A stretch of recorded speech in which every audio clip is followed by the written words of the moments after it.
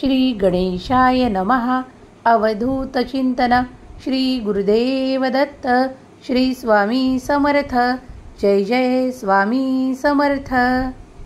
स्वामी म्हणतात, बाळा, तुझा जर त्या नात्यांवरून विश्वास उडाला आहे, त्या मैत्रीवरून विश्वास उडाला आहे, मग इतके नाते आणि इतके ते संबंध जमवून काय करणार? कारण जेव्हा तुम्ही कुठल्या ठिकाणी विश्वास गमावून बसता, तुम्हाला ते रुचत नाही, त्यांच्याशी बोलणे तुम्हाला आवडत नाही, मग तशा ठिकाणी ते नाते फक्त इतरत्र दाखवण्यासाठी मिरवण्यात काहीही अर्थ उरत नाही. बाळा, जेव्हा खूप काही नात्यांतून तुम्हाला प्रेम, आपुलकीची भावना आणि खूप काही असे अनुभव प्राप्त होत नाही जे तुमच्या हितावह आहेत, त्या दृष्टीपासून, त्या नात्यांपासून तुम्ही स्वतःला दूर ठेवू इच्छिता. कारण ती लोक, ती नाती जेव्हाही तुमचे पुढे येतात, तेव्हा तुम्ही त्यांच्यात आपल्याविषयी ती प्रेम भावना कमी पाहता, ती प्रेमाची दृष्टी कमी पाहता. त्यामुळे तुमचे मन एकत्रित जुळत नाही, तुमच्यात ते सुसंवाद होत नाही. मग नुसतं दिखाव्यासाठी काही नात्यांना जपण्यात काहीही अर्थ उरत नाही. बाळा, जेव्हा तुम्ही ती नाती पाहता जी फक्त तुमच्या हितासाठी कार्य करतात, तुमच्या चांगल्यासाठी कार्यरत असतात, तुमचेही मन त्यांच्याकरता नेहमीच पवित्र आणि आशीर्वादित असते, तेव्हा तीच नाती तुमच्याकडे मी ठेवू इच्छितो, मी तुम्हाला देऊ इच्छितो. आम्ही तुमच्याकडून ती नाती दूर करू इच्छितो, ज्यामुळे तुम्हाला फक्त संघर्षाची जाणीव होते, क्लेशांची भावना मनात निर्माण होते. मला माहीत आहे, खूप काही असे नाते तुझ्या आजही अगदी जवळ आहेत जे तुझ्यासाठी हितावह नाहीत, आणि म्हणूनच मी ते दूर करण्यासाठी काही काळातच ते प्रयत्न करणार आहे, जे तुझ्यासाठी सर्वोत्तम ठरणार आहे. बाळा, मला जाणीव आहे, तू खूपदा रडला आहेस, त्या नात्यांबद्दल माझ्याकडे प्रश्न देखील केले आहेस, पण आता मी तुझी ती जागा चांगल्या नात्याने भरू इच्छितो, चांगल्या प्रेमाने भरू इच्छितो.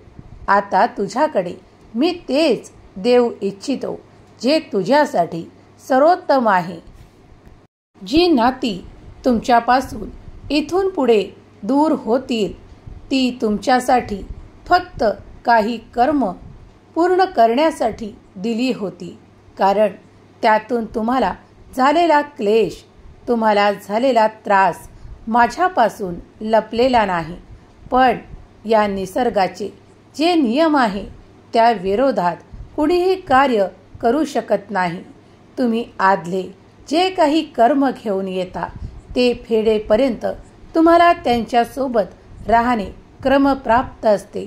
तेव्हा आता निश्चिंत राहा, माझ्या आशीर्वादाने तुम्ही ते सर्व काही संपवून पुढच्या स्तरावर जाणार आहात, आणि आता इथून पुढे तुम्ही ते सौख्य, तुमच्या जीवनात आनंद व्यक्त करणार आहात, आनंद प्राप्त करणार आहात, ज्यामुळे तुमचे जीवन सुखी, समृद्ध आणि खूप शांततेत जाणार आहे. तुम्हाला जी काही आपल्या मनाप्रमाणे पण ते योग्य असलेले करायचे आहे, त्यासाठी माझा आशीर्वाद निरंतर तुझ्या सोबत आहे. मला माहीत आहे, तू काही देव करत असतानाही, तू काही ईश्वराचे चिंतन करत असतानाही खूप काही लोकांना तुझा विरोध केला आहे, पण आता मात्र ते ती जागा घेऊ शकणार नाहीत. कारण माझा आशीर्वाद तुझ्या सोबत आता निरंतर राहणार आहे, त्यामुळे आता ते डोके वर काढणार नाहीत.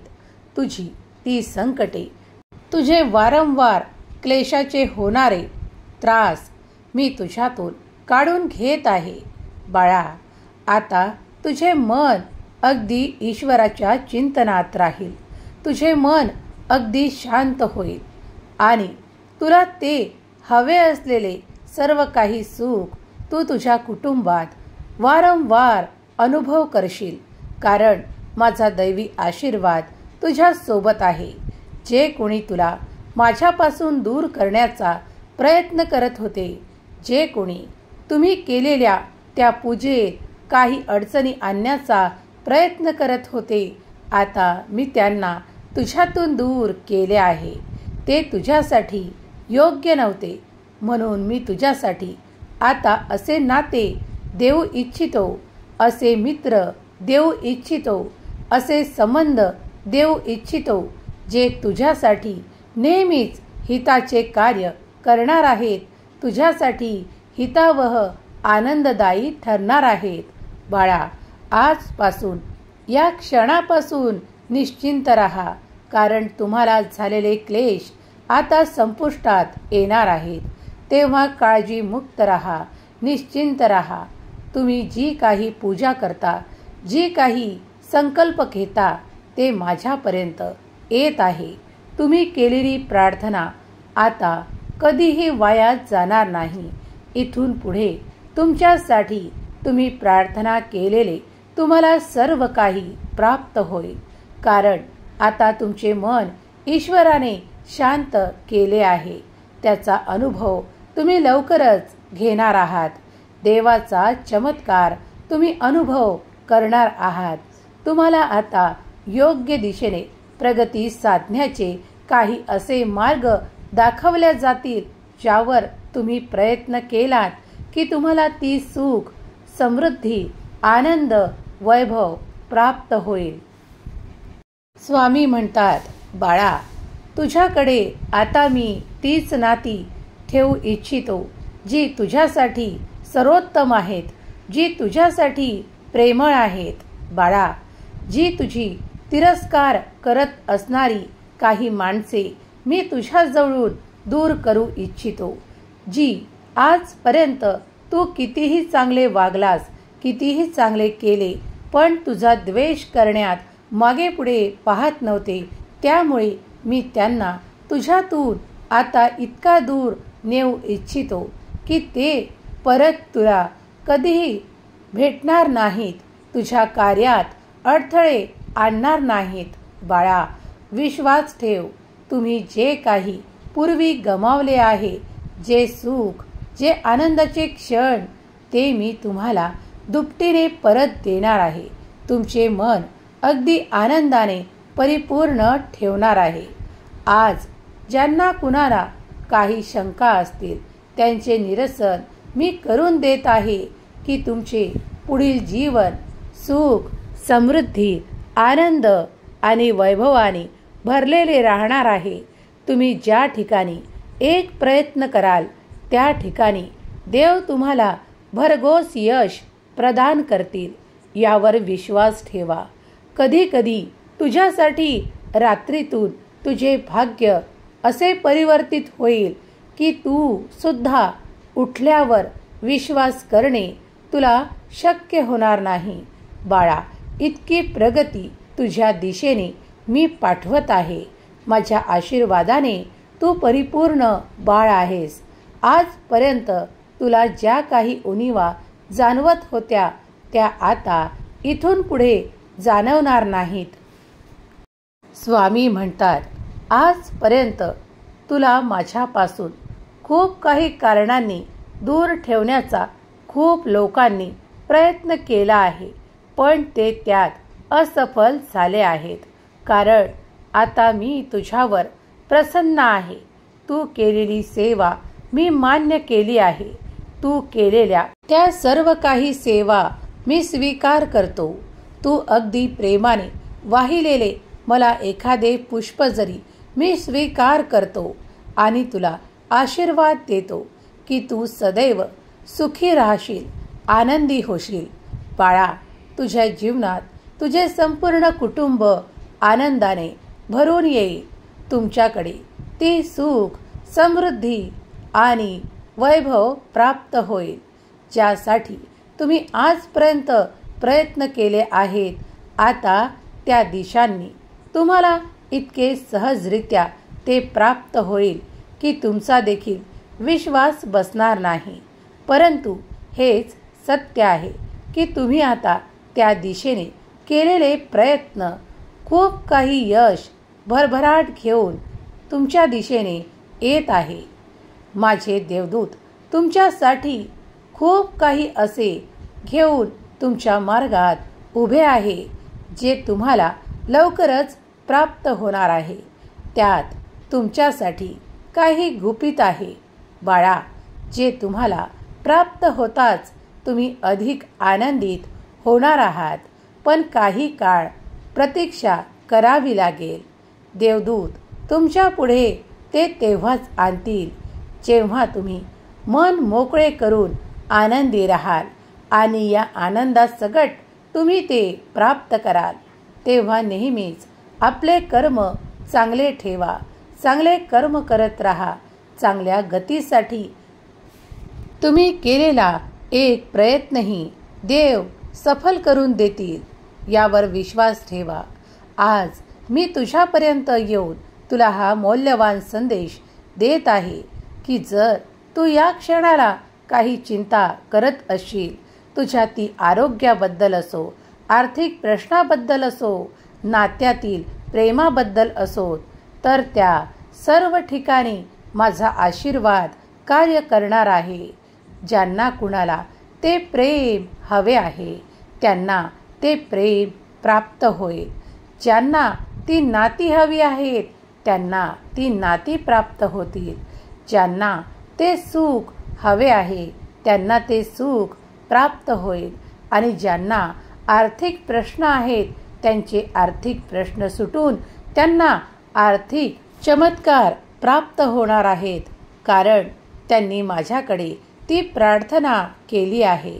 त्या माझ्या प्रिय बाळांना त्या गोष्टीत असे मार्ग दाखवले जातील ज्यामुळे ते विपुलता आणि ती संपन्नता प्राप्त करून ते वैभव प्राप्त करतील. बाळा, तुम्ही सत्य ऐकत आहात. तुम्ही केलेले संकल्प मी मान्य करत आहे. तुम्ही केलेली माझी सेवा मी मान्य करत आहे.